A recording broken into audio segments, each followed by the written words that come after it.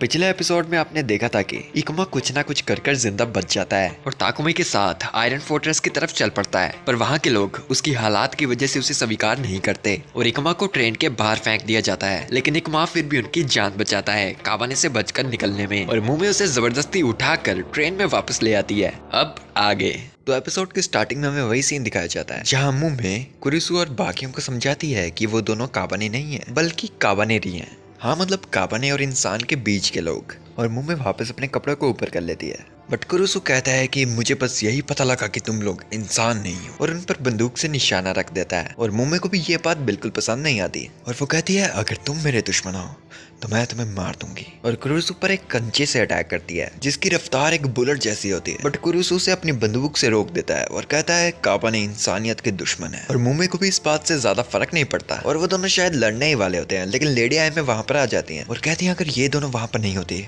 तो हम सब कब के मर चुके होते। पर कुरुसु बात नहीं मानता और कहता है मैं कावाने को यहाँ पर नहीं रहने दे सकता। और इकुमा कहता है वो सही कह रहा है और वहां से जाने लगता है। पर मुंह में उसकी एंट्रेंस में खड़ी उसकी पेट में लात मारकर उसे वहीं पेल देती है और कहती है तुम एक काबानेरी हो, तुम्हारा शरीर काबाने का होगा लेकिन तुम्हारा दिमाग अब भी इंसान का है। और मुंह में फिर आया में से कहती है ये टीन की डब्बी कोंगाकू तक जाएगी ना। और लेडी आया में हाँ कहती है। और कोंगाकू जो है वो शोगुन की सबसे शक्तिशाली जगह है। और मुंह में कहती है अगर हम वहीं जा रहे हैं तो मुझे भी साथ में ले जाओ, ये करो और मैं वादा करती हूँ कि हम यही वाले हिस्से में रहेंगे। और इकुमा मुंह को कुछ कहने ही वाला होता है, लेकिन मुंह में इकुमा के सबसे गलत जगह लात मारकर उसे गिरा देती है और उसका गिरने के बाद भी उस पर एक और अटैक करती है और इकुमा वहीं पर बेहोश हो जाता है। और बाकियों को कहती है वैसे मुझे फर्क नहीं पड़ता तुम मेरी बात मानते हो या नहीं। और सीन यहाँ पर स्किप होता है और हम देखते हैं कि कुछ लोग आयरन फोर्ट्रेस को ठीक करने में लगे हैं और ट्रेन के अंदर काजिका सभी लोगों को खाना बांट रही है और हर एक बंदे को वो एक ही मिल रहा था कम सप्लाई होने के कारण। और काजिका एक औरत को चुपके से वो दो दे देती है और कहती है कि आपके होने वाले बच्चे के लिए। हाँ, मतलब वो औरत पेट से थी। और यहाँ कुरुसु और किबितो काम कर रहे होते हैं और काजिका वहाँ उनको खाना देने आ जाती है। और जब कुरुसु खाने को उठाने ही लगता है काजिका उस पर गुस्सा हो जाती है कि वो सब कुछ गंदे हाथों से ही कर रहा है। पर कुरुसु कहता है ये मेरा शरीर है और काजिका कहती है ये वो शरीर है जो तुम्हारी माँ ने तुम्हें दिया था और कुरुसु को चुप करवा देती है। और यहाँ हम इकुमा को देखते हैं जो फिर से अपने पास्ट के सपने देख रहा है। और जब इकुमा की उस डरावने सपने से आंखें खुलती है वो अपने सामने मुंह को देखता है और मुंह से कहती है तुम्हारे घाव ठीक हो गए हैं ना। और कहती है ऐसा इसलिए है क्योंकि कावाने का शरीर अपने आप को जल्दी हील कर लेता है। और बैठा हुआ इकुमा मुंह से पूछता है कि तुमने कहा था तुम कोंगाकू की ओर जा रही हो। और मुंह कहती है हाँ, मैंने अपने भाई से वादा किया था। मैं तुम्हें डिटेल में तो नहीं बता सकती लेकिन मैं काफी ज्यादा इंपॉर्टेंट मिशन पर हूँ। और क्या तुम भी इंटरेस्टेड हो कोंगाकू में? और इकुमा कहता है वो सबसे ज्यादा आगे हैं कावाने की रिसर्च में, इसीलिए वो शायद कावाने की वायरस के बारे में कुछ कर पाएंगे। और मुंह को बताता है कि ऐसा नहीं है कि मैं तुम्हारी कहानी पर बिल्कुल यकीन करने लगा हूँ, पर अगर मैं इस जगह पर 3 दिन तक बंद रहा और मेरा दिमाग फिर भी इंसान का रहा तो ये साफ हो जाएगा। और मुंह कहती है फिर ये डिसाइडेड है कि तुम मेरे साथ हो और तुम मेरा कवच हो। और उसे बताती है कि तुम्हें पता है जब मैं ज्यादा देर तक लड़ती हूँ तो मैं सो जाती हूँ, इसलिए मुझे एक चलता फिरता कवच चाहिए। और वैसे भी अगर तुम्हें कावाने ने काट भी लिया क्या ही फर्क पड़ेगा। और इकुमा इस बात पर गुस्सा होता हुआ खड़ा होता है पर मुंह से पंच मारकर फिर से वहीं गिरा देती है और उसे कहती है खड़े हो, हम वापस शुरू करने वाले हैं। और इकुमा कहता है क्या शुरू करने वाले हैं? और मुंह कहती है बेशक हम ट्रेनिंग शुरू करने वाले हैं, तुम्हारी ये स्टेट में तुम कवच के काम के भी नहीं हो। और फिर से इकुमा को मारने लगती है और यहाँ पर तो इकुमा की ट्रेनिंग शुरू हो जाती है। यहाँ पर एक बड़ा लेडी आई में से बहस रहा होता है कि आखिर तुमने कावाने को अंदर कैसे आने दिया, उन दोनों को कभी बाहर फेंको। पर लेडी आई में नहीं मानती और कहती है कि उन्होंने हमारी जान बचाई है और साथ में उन्होंने हमसे वादा किया है कि वो अपनी जगह पर ही रहेंगे। पर वो सभी बुढ़ाऊ नहीं मान रहे होते और कहते हैं कि क्या तुम्हें सच में लगता है कि कावाने अपने वादे रखेंगे? पर एक प्रॉब्लम के चलते हुए दूसरी प्रॉब्लम भी वहां आ जाती है। काफी ज्यादा लोग लेडी आई के सामने आके बैठ जाते हैं और कहते हैं प्लीज ट्रेन को रोको, हम सब एक फ्यूनरल रखना चाहते हैं अपनी फैमिली के लिए प्रे करने के लिए। क्या तुम सच में ये चाहती हो कि वो सब लोग स्वर्ग में ना जाएं?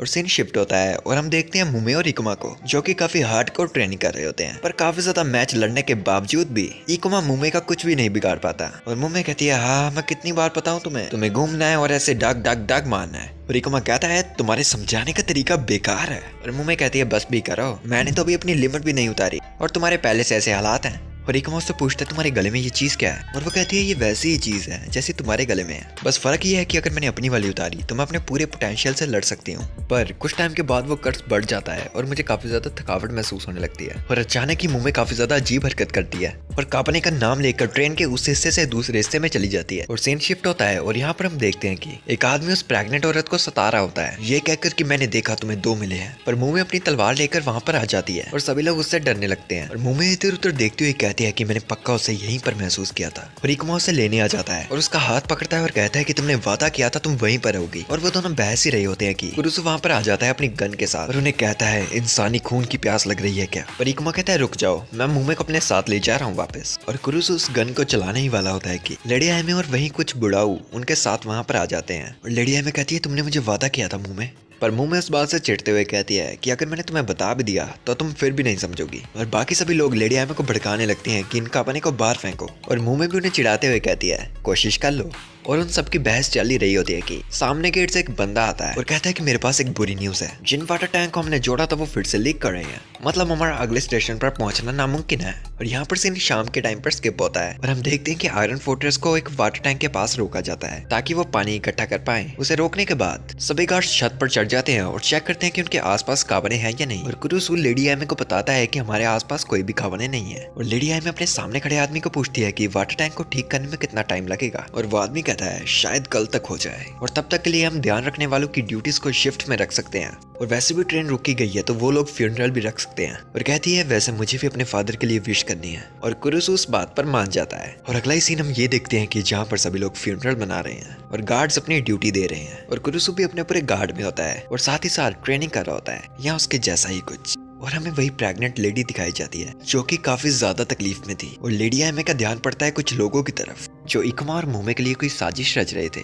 और सीन शिफ्ट होता है और हम एक लड़के को देखते हैं जिसका नाम सुकारी होता है। और उसका पार्टनर प्रे करने के चक्कर में अपना काम नहीं कर रहा होता और वो काम अकेले बंदे का है भी नहीं था, जिसकी वजह से सुकारी वो अकेला नहीं कर पाता।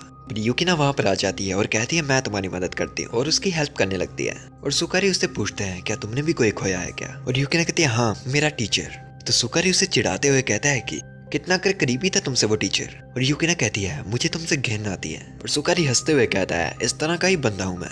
और वो दोनों बहसते काम करते रहते हैं। और सीन शिफ्ट होता है और हम मुमे और इकुमा को देखते हैं जो कि अभी भी ट्रेन में ही बैठे हैं। और मुमे से पूछती है तुम प्रे नहीं करने वाले क्या। और इकुमा से बताता है मैंने अपनी फैमिली को सालों पहले गवा दिया था।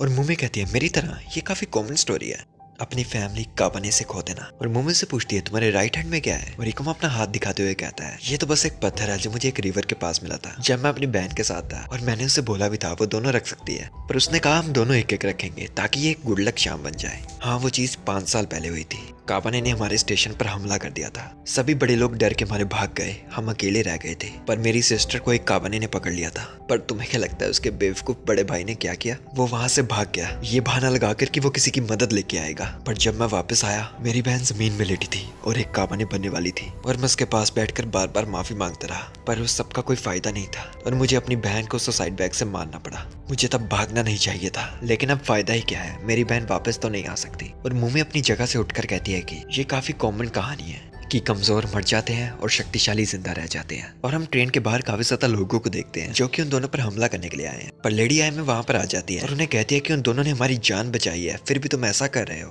पर उनमें से कोई भी नहीं मानता और कहते हैं कि वो काबने हैं। और लेडी आयमे ट्रेन के अंदर आती हैं जहाँ पर मुमे और इकुमा थे। और मुमे आयामे से कहती है तुम्हारे दोस्त कुछ ज्यादा ही नहीं भटक रहे, जो कि इशारा था बाहर खड़े लोगों की ओर। और मुमे कहती है ठीक है लड़ना है तो आ जाओ। और ट्रेन से बाहर छलांग मारकर सीधे उन लोगों के पास पहुंचती है। और इकुमा दूर से कहता है मुमे इन्हें भड़काओ मत। और वो सभी आदमी मुमे को घेर कर चिल्लाने लगते हैं देखा मैंने कहा था ना काबने हमारे दुश्मन है। और लेडी आयमे ट्रेन के ऊपर से चिल्लाती है बस वहीं पर रुक जाओ। और उसी वजह से मुमे की उस लड़ाई से सीरियसनेस चली जाती है और वो वहां से चली जाती है। और यहाँ पर सीन शिफ्ट होता है और हम उसी प्रेग्नेंट लेडी को देखते हैं जो कि प्रे कर रही थी। और हमें देखने को मिलता है उसके साथ कुछ तो गलत है। हाँ वो काबने बनने वाली थी और इस बात का अंदाजा उसे भी था, पर वो अपने होने वाले बच्चे के लिए रो रही थी। और इस बात को सोचकर वो काफी ज्यादा दुखी होती हैं कि वो उसे नहीं बचा पाएंगी। और हम देखते हैं कि वहां पर मुमे भी आ जाती है और सभी सोल्जर्स उस पर गोलियां खड़ी करने लगते हैं। और मुमे परेशान होकर बोलती है ये लोग भी वैसे ही है, मैं यहाँ पर लड़ने थोड़ी ना आई हूँ। और मुमे काजिका के पास जाकर बोलती है क्या तुम मेरी एक मदद कर सकती हो। पर काजिका के पास जो एक बच्चा था वो रोने लगता है और काजिका उसे चुप कराने के लिए अपनी गोद में ले लेती है। और मुमे उस बच्चे के पास आती है और फनी फनी चेहरे बनाकर उसे वापस चुप करवा देती है। और वो बच्चा फनी फनी चेहरे देखकर हंसने लगता है और काजिका इस चीज को देखती रहती है। और मुमे काजिका को कहती है देखा मैंने इसे हंसा दिया। और दूसरी तरफ हम इकुमा को देखते हैं जिसे लेडी आयमे कहती है इकुमा मुझे याद है तुमने मेरे फादर को कहा था कि कभी भी गलत टारगेट पर निशाना मत करो। और ये कहते हुए वो इकुमा के सामने एक छोटी तलवार करती है और इकुमा पर अटैक कर देती है, जिसे इकुमा रोक तो लेता है। और लेडी आयमे इकुमा से पूछती है क्या काबानेरी हमारी दुश्मन है या दोस्त, क्योंकि सभी लोगों की जिंदगी मेरे ऊपर दांव करती है तो ये जानना भी मेरा ही फर्ज है। और इकुमा उस खंजर को अपने दिल में जाने से रोके रखता है और आयामे उससे पूछती है कि आखिर तुम अपने दूसरे हाथ से मुझ पर अटैक क्यों नहीं कर रहे और आखिर तुम मुझे काटने की कोशिश क्यों नहीं कर रहे। लेकिन इकुमा उससे कहता है मैं नहीं कर सकता क्योंकि मैंने वादा किया है कि मैं कभी भी नहीं भागूंगा। मैं खुद को बचाने के लिए दूसरों की जिंदगी बर्बाद नहीं कर सकता। और नीचे खड़े लोग भी उसकी बातें सुन रहे होते हैं, लेकिन इकुमा फिर भी नहीं रुकता और कहता है मैं सिर्फ एक ही चीज के लिए जिंदा हूँ और वो है हर एक काबानी को मारने के लिए। और ये बात सुनने के बाद लेडी आयामे भी अपने खंजर को वापस रख लेती हैं और बाकी नीचे खड़े सभी लोगों को कहती हैं अब तो तुम सबको खुशी मिल गई होगी और अगर फिर भी तुम्हें लगता है कि ये आदमी हमारा दुश्मन है तो वो इंसान यहाँ पर खुद आके चेक कर सकता है। लेकिन वो सभी लोग वहां से जाने लगते हैं और इकुमा ये देखकर काफी सरप्राइज होता है और इकुमा और आयामे ट्रेन के अंदर आ जाते हैं जहाँ लेडी आयामे इकुमा से माफी मांगती है उसे ऐसे टेस्ट करने के लिए। पर आयामे इस बात पर कंफ्यूज थी कि आखिर तुमने ब्लेड को हाथ से क्यों पकड़ लिया, तुम मेरा हाथ भी पकड़ सकते थे वैसे। पर इकुमा थोड़ा कंफ्यूज होते हुए कहता है कि मैं अपनी ताकत को कंट्रोल नहीं कर सकता क्योंकि कुछ ही टाइम हुआ है कि मैं ऐसा बन चुका हूँ और मुझे डर था कि मैं आपको चोट ना पहुंचा दूं।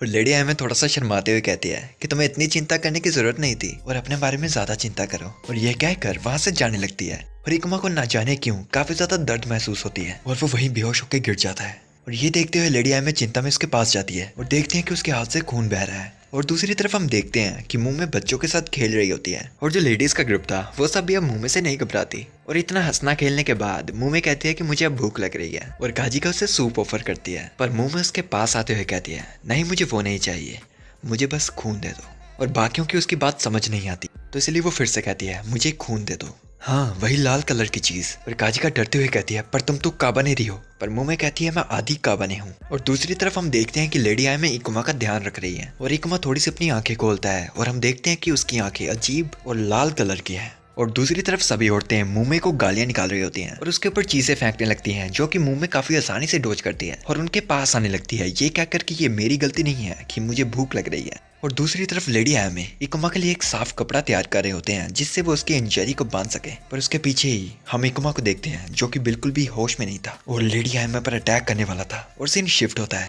और हम देखते हैं कि जहाँ पर मुंह में थी उसी जगह एक काबाने आ जाता है जो कि और कोई नहीं बल्कि वही प्रेग्नेंट लेडी थी। और मुंह में ये देखकर अपने गले से रिबन को उतार लेती है और अटैक करने के लिए तैयार हो जाती है। लेकिन काजिका उस लेडी को अच्छे से जानती थी इसलिए वो मुंह में को रुकने के लिए कहती है, लेकिन मुंह में बिना किसी की सुने उस प्रेग्नेंट लेडी को मार देती है जो कि वैसे भी मारी जा चुकी थी एक काबाने बनने के कारण। और वहाँ सभी लोग ये देखकर मुंह में से काफी ज्यादा डरने लगते हैं। और दूसरी तरफ हम ये देखते हैं कि इकुमा ने लेडी आयामे पर अटैक कर दिया है और अपने दांत उनके पास लाकर उन्हें खाने ही वाला है। और उसके बाद एपिसोड एंड हो जाता है। मुझे भी क्लिफ हैंगर पर एपिसोड एंड करना पसंद नहीं, लेकिन कर ही कर सकते हैं। यानी बस मुझे उम्मीद है कि आपको ये एपिसोड पसंद आया हो। मिलते हैं अगली बार। For now bye, good bye, sayonara, जाना।